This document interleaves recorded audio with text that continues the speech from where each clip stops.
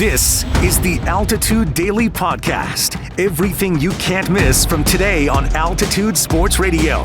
Mosher, Lombardi, and Kane. Vic, you said 3 untouchables on the roster. I would say mine are 3 untouchables in the organization, and they're the only 3.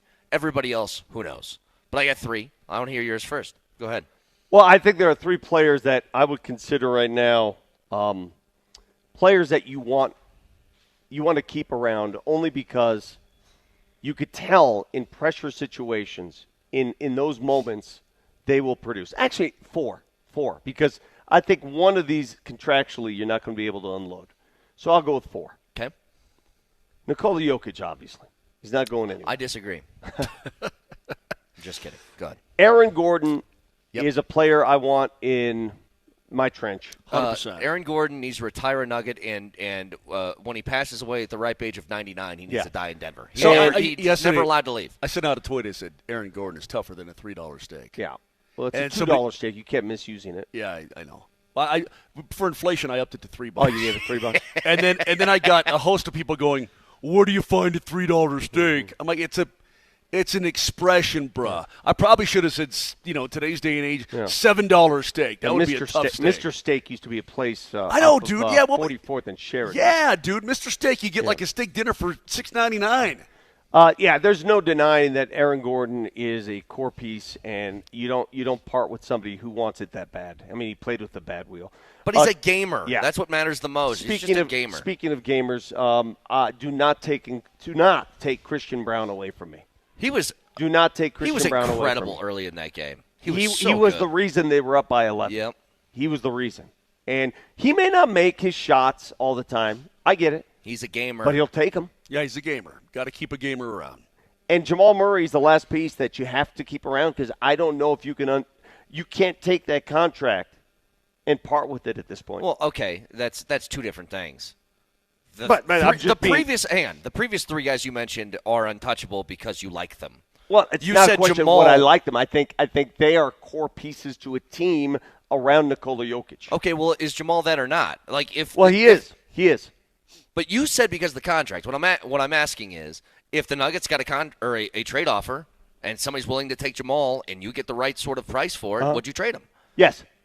Then he's not that. The Altitude Daily. The Morning Sprint. Whoever the new general manager is going to have to figure out. You got a field to plow, baby. You got to figure out where you're going. Because the reality right now of who you are is that Nikola Jokic is a phenomenal basketball player, but the Joker needs some help. He needs some help. And unfortunately, two of your max contract players who have had great moments in Nuggets jerseys are, I wouldn't say damaged goods, but they come with a pretty significant injury history. And it shows up that since the championship run in 22-23, Jamal Murray and Michael Porter Jr. are just not consistent, accountable players. And that's the reality of what you have. You have a sample size now to evaluate off of. What you do with it, who the heck knows? Can you do anything about it? We'll find out. But the new general manager's got to be very creative with how you go about addressing this. Yeah, this is the new NBA. This is what the construction of the first and second aprons were designed to do. They were designed to keep it as hard as humanly possible to keep a championship roster together, for better or for worse. But you are right now going on 7 years without a repeat champion. You are in. Wait, hold on. You are in the parity era of the NBA. And just to be clear to all of our listeners, not just a repeat as in a 2 year in a row. There are 7. This year, no matter how it plays out, there will be 7 completely different champions than anybody in the last 6 years that preceded this. That is remarkable when you think about it.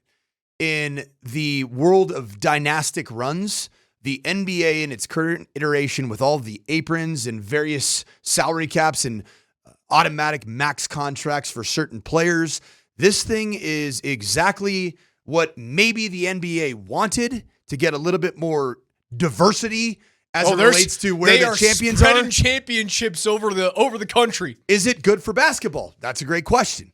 I don't know. Is it good for the NBA? I don't know. The Nuggets certainly were benefactors of it 2 years ago, They and it was were. pretty awesome, was it not? Yeah, it was great. Still feeling the remnants of that. But does it also feel, if you're a Boston Celtic fan right now, you're like, what happened to our run? It's gone. You're a Denver Nugget fan, and you're 2 years removed from it, and With it this felt core, like it feels it's gone. No, it's gone. It feels gone. The Altitude Daily.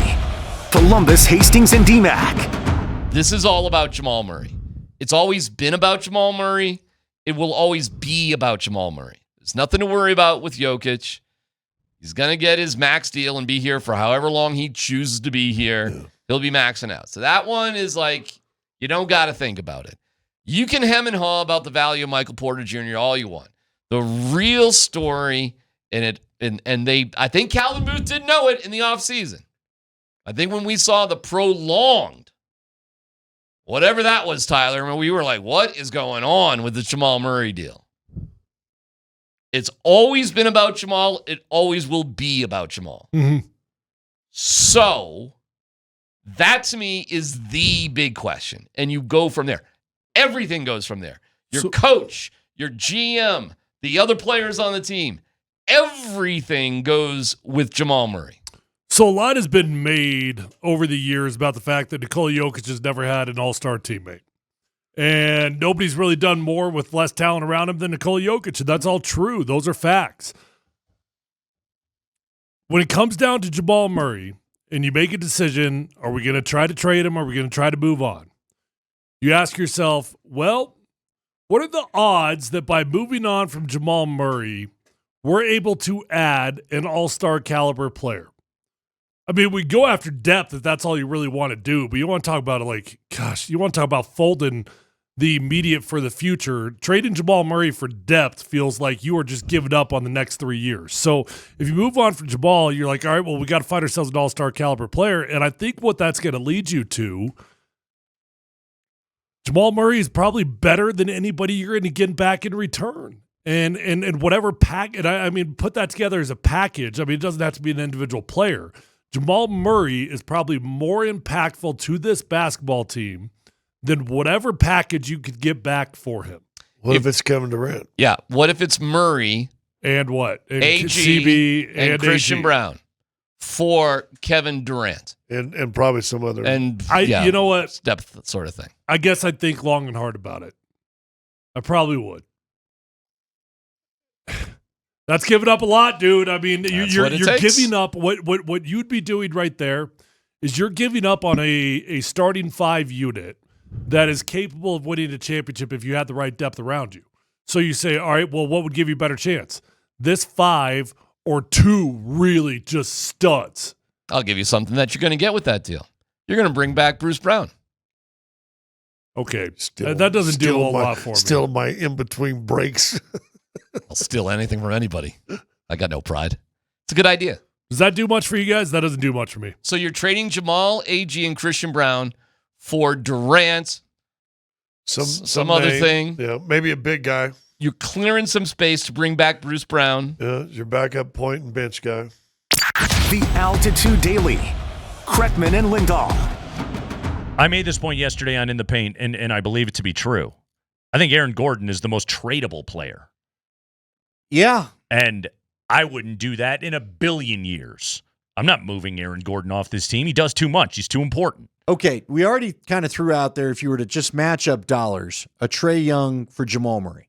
Yeah. I don't know if you said that or Scotty said that, but I don't mind the name. That was a Hastings suggestion. Those are the kind of trades that, like, when you bring up a name like that, I'm very interested in because, again, you can get somebody that can replace the Jamal Murray skill set of being able to get a shot for themselves.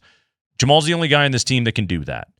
I'm telling everybody, like, if you subtract that from this team, you think non-Jokic minutes are bad now. Wait until that. No, you're right. Hell, look at possessions where just Jokic can't get something, which does happen. Okay, what if you, and look, I don't know what you would get for Porter right now. How many years did we say are left on the Porter deal? He's got 2 years deal. 2 years left after this. What kind of return do you think? Because look, like you said, no matter how people feel about it right now, and everyone's in their feels because it's another disappointing end to an offseason. Yeah. Or postseason run, I should Feel say. it today, folks. That's okay. We are too. But he's a tall three-point shooter. Mhm. He does bring a very unique skill set. Yeah. He has improved his rebounding game. Yeah. I think he's shown to play a little bit better defense. Mm-hmm. What could that realistically bring you? Right. That to me is the key piece right there, because then you're talking about, okay, can you trade Michael Porter for multiple contributing players, guys that are realistic guys that you will play. Yeah. Not and guys that, like, when you put them on the floor, they give you something. Sure. The way the Thunder can put Alex Caruso or Cason Wallace into the game and their effect is seen. Aaron Wiggins they can put on the floor and you're like, oh, he brings this. That is very welcome and we need it, you know? Instead, the Nuggets just, they go to the bench and it's fingers crossed time. And sometimes Julian gives you 15 points and other times Julian gives you 2 turnovers the first 2 times he touches the ball. You've been listening to the Altitude Daily. Catch us live weekdays on 92.5 FM, the Altitude Sports Radio app, twitch.tv/AltitudeSR, youtube.com @Altitude Sports Radio, and your favorite smart speaker. Say Altitude Sports Radio.